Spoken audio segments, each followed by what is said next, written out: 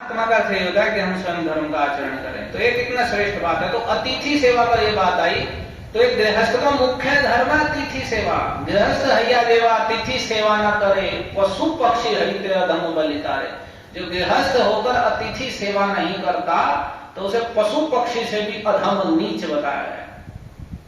तो ये ब्राह्मणी कितनी श्रेष्ठ आचरण वाली थी कि अत्यंत दरिद्र थे, तो थोड़ा मोड़ा भोजन रहता था। तो पहले तो भिक्षाटन बहुत होता था हमारे देश में, कितने साधु महात्मा भिक्षा मांगते हुए जो भिक्षा पे व्यतीत कर रहे हैं। और तो वे, और विशेषकर जो उच्च कुल हैं और विशेषकर ब्राह्मणों के घर से ही भिक्षा आदि मांगी जाती थी कि उनके घर में पवित्रता आदि का स्तर उन्नत रहता था। ऐसा नहीं कि आजकल की साधु महात्मा का भेष बनाए, जहां से मन करा बस वहां से ले लिया खा लिया कुछ भी, कि श्रेष्ठ घरों से ही, विशेषकर ब्राह्मणों के घरों से ही जो आचरण में श्रेष्ठ है उनके घर से ही भिक्षा आदि ली जाती थी। तो वह ब्राह्मण की पत्नी अपने पति की सेवा करती रहती और अतिथि को अन्न देकर स्वयं भूखी रह जाती थी। इतना श्रेष्ठ आचरण था। एक दिन सुमेधा अपनी पत्नी से बोला, हे प्रिय, गृहस्थी धन के बिना नहीं चलती, धन के बिना गृहस्थी नहीं चलेगी, इसलिए मैं परदेश जाकर कुछ उद्योग करता हूं, कुछ काम धंधा देखता हूं, कुछ परदेश में जाकर कहीं दूसरे नगर में, तो वहां से धन लेकर आता हूं। तो उनकी पत्नी बोली, हे प्राणनाथ, पति अच्छा हो या बुरा, जो कुछ भी कहे पत्नी को वही करना चाहिए। यहाँ अच्छा बुरा का तात्पर्य ये नहीं है कि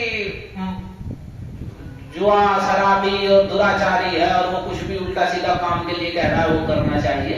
या कहने का अर्थ है पति सामान्य स्वभाव का है या कभी कभी कुछ कठोर स्वभाव का है, उस संबंध में ये बात है। ये नहीं कि पति कुछ भी गंदे घिनौने काम कर रहा है, पत्नी को कह रहा है उसे करने के लिए तो वो वैसा करे। तो उन्होंने कहा पत्नी को पति की आज्ञा के अनुसार करना चाहिए, और मनुष्य को पूर्व जन्मों के कर्मों का ही फल मिलता है।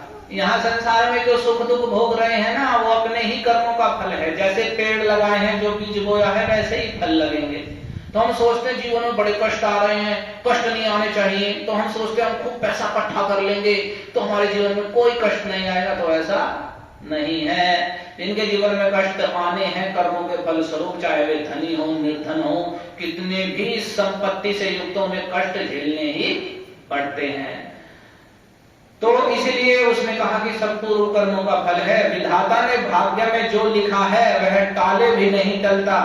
हे प्राणनाथ, वैसे तो पत्नी को वही करना चाहिए कि जो पति कहे, लेकिन मैं आपसे एक बात कहती हूं, हे प्राणनाथ, आपको कहीं भी जाने की आवश्यकता नहीं है।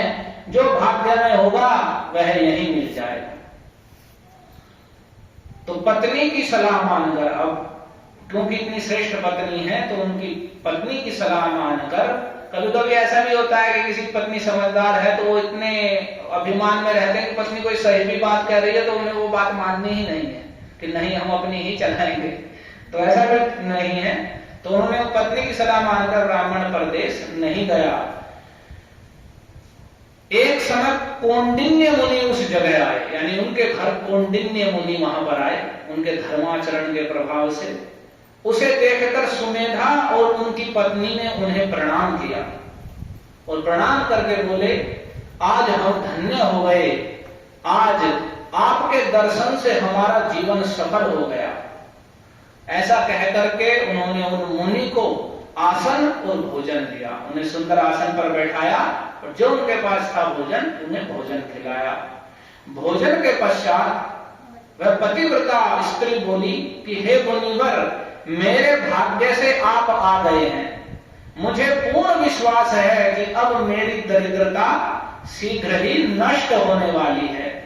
आप हमारी दरिद्रता नष्ट करने के लिए उपाय बताएं। कि आप कह रहे दर्शनम साधु नाम दर्शनम पुण्यम तीर्थ भूता ही साधवा। साधु श्रेष्ठ महात्माओं का दर्शन ही पुण्य है, पवित्र कार्य है, वे तीर्थ स्वरूप होते हैं। तो उनके दर्शन से, उनके संपर्क से सारे कष्ट क्लेश दूर हो जाते हैं। दर्शनम लोकस्य सर्वताग हरम परम। भक्ति देवी ने देवर्षि नारद से कहा कि आप जैसे महात्माओं का दर्शन तो सब प्रकार के पाप दुख क्लेश कष्ट क्लेश को हरने वाला है, परम श्रेष्ठ है।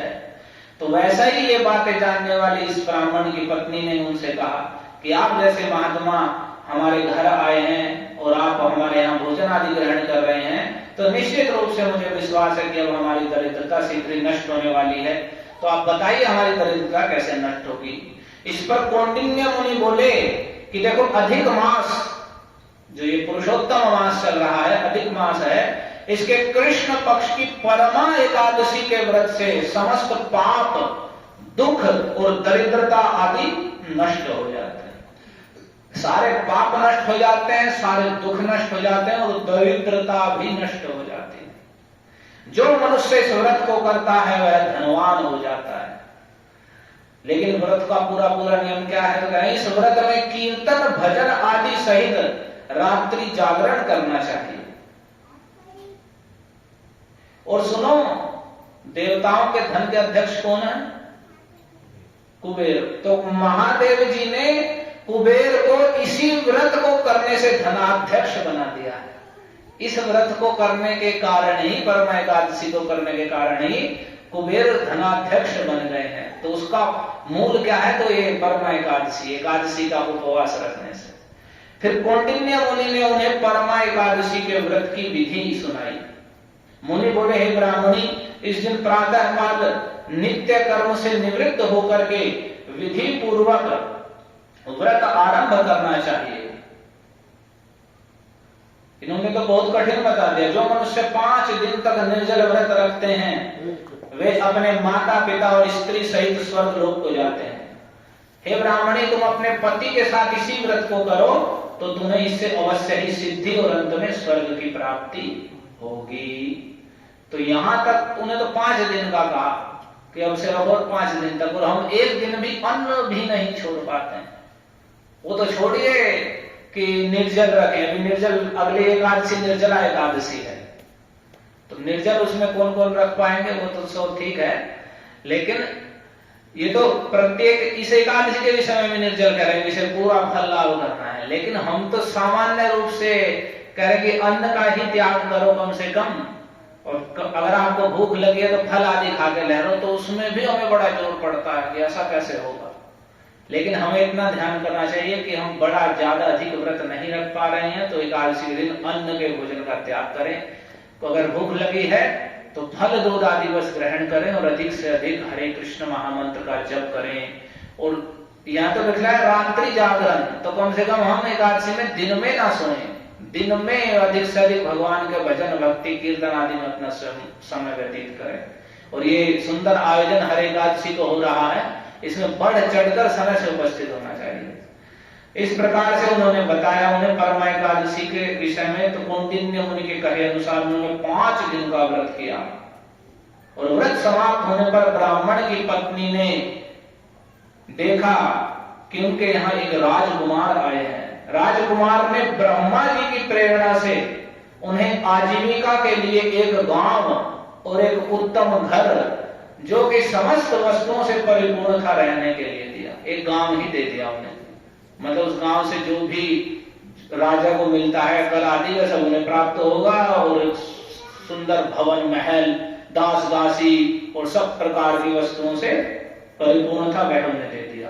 दोनों इस व्रत के प्रभाव से इस लोक में अनंत सुख भोग कर, यानी पूरा सुख जितना प्राप्त हो सकता है सुख ऐश्वर्य का, वो सुख भोग करके अंत में स्वर्ग लोक को गए। इसलिए हे बात, जो मनुष्य परमा एकादशी का व्रत करता है उसे सारे तीर्थों का और यज्ञों का फल मिलता है। जिस प्रकार संसार में 4 पैर वालों में गाय श्रेष्ठ है, जितने 4 पैर वाले पशुओं में सबसे श्रेष्ठ गाय हैं, और देवताओं में इंद्र, देवताओं के राजा इंद्र श्रेष्ठ हैं, उसी प्रकार महीनों में यह पुरुषोत्तम मास, अधिक मास उत्तम है, श्रेष्ठ है। जैसे मल मास कहकर के इसकी उपेक्षा करते हैं वे मूर्ख हैं।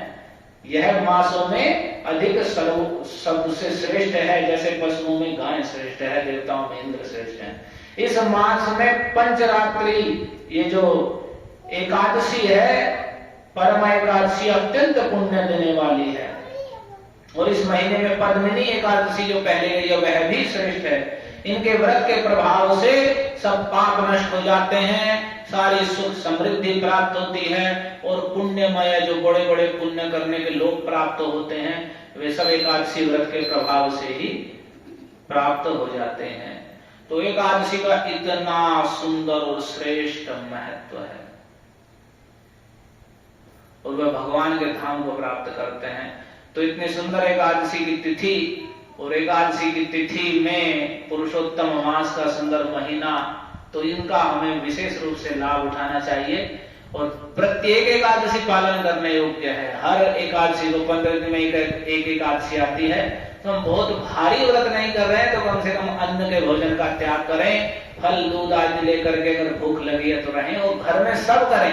ये नहीं कि अभी तो बच्चे छोटे हैं इन्हें क्यों रखवाएं, नहीं, उन्हें छोटे से रखवाइए तब उनके संस्कार बनेंगे। ऐसे वे बड़े होकर कोई नहीं रहेगा और उनका बचपन से ही वह भगवान की भक्ति संग्रहित हो जाएगी और वे जीवन में दरिद्रता आदि के ऐसे दुख नहीं भोगेंगे। इसलिए बचपन से बच्चों को भगवान की भक्ति, हरिनाम का जप, उनको याद करवाना, ये हरे कृष्ण महामंत्र ऐसे याद करो, उन्हें जपवाना, प्रतिदिन कितनी बार जपो। वे एक माला नहीं कर सकते तो 20 बार, 30 बार, 40 बार, 50 बार ऐसे उनसे हरे कृष्ण महामंत्र का जप करवाना।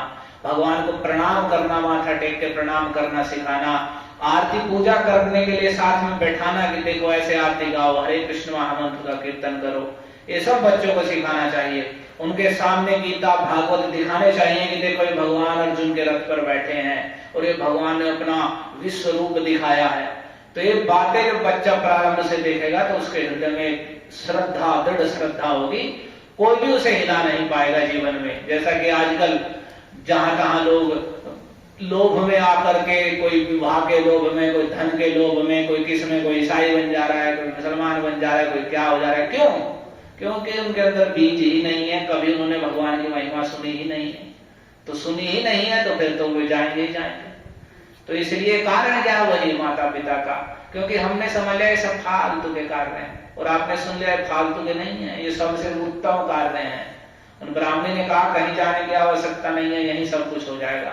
उन्हें वहीं रह करके एकादशी का व्रत किया, भगवान की अर्चन पूजन की और भगवान तो लक्ष्मीपति हैं, उनके प्रसन्न होने पर किमलभ्यम भगवती प्रसन्ने श्री निकेतने। सुखदेव जी कहते हैं महाराज परीक्षित से कि भगवान श्री निकेतन है, श्री लक्ष्मी देवी उनके चरण कमलों को अपना घर मान के रहती है। तो वे अगर प्रसन्न हो जाएं तो ऐसी कौन सी वस्तु है इस लोक में, परलोक में, सारे जगत में जो अलभ्य है, जिसे प्राप्त नहीं किया जा सकता।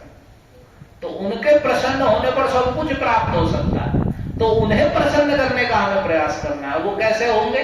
तो यही, जब हम धर्म का, सत्य, अपने जीवन में पवित्रता, सत्य, दया आदि का आचरण करेंगे और भगवान के नाम का जप करेंगे, उन्हें प्रणाम करेंगे, गीता भागवत से उनकी महिमा पढ़ेंगे, सुनेंगे। इस प्रकार से जब हम पवित्र कर्मों को करते हुए अधिक से अधिक हरिनाम का जप करेंगे, जो कलयुग में सबसे मूल है भगवान के नाम का जप करना, तो हम सहज ही भगवान को प्रसन्न कर लेंगे। और जिस पर भगवान प्रसन्न है उन्हें सब चीज सहज सुलभ है, कहीं भी दुख नहीं है उनके लिए। और जो भगवान को प्रसन्न नहीं कर पाएंगे वे सारे सुख समृद्धि प्राप्त करके भी दुख ही भोगेंगे। क्यों? क्योंकि सुख स्वरूप तो स्वयं श्री भगवान गोविंद ही हैं। हरे कृष्णा कृष्णा कृष्णा हरे हरे, हरे राम राम राम हरे हरे। श्री पुरुषोत्तम मास महोत्सव की जय, एकादशी तिथि महोत्सव की जय। तो अभी कुछ दिन बचे हैं, 4-5 दिन।